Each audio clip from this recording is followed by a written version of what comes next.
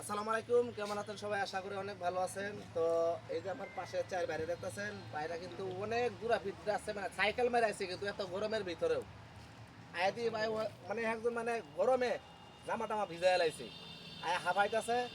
তো বাইরে কিন্তু অনেক কষ্ট করে কিন্তু সাইকেল মেরে আমার সাথে দেখা করার জন্য আইছে।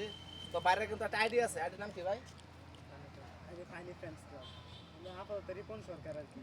রিপন সরকার। মনিটাইজেশন আইডির নাম হচ্ছে রিপন সরকার। তো আমার যতগুলো ভালোবাসার মানুষ আছে সকলকে আমি রিকোয়েস্ট করে বলতেছি এই চার বাইরে আইডিটা ঘুরে আসবেন, কারণ আমার খুব কষ্ট লাগে। কোন জায়গায় জানেন, মানে প্রায় 30 কিলোমিটার রাস্তা সাইকেল মেরে আইছে, মানে আমার অফিসে ফুলপুর।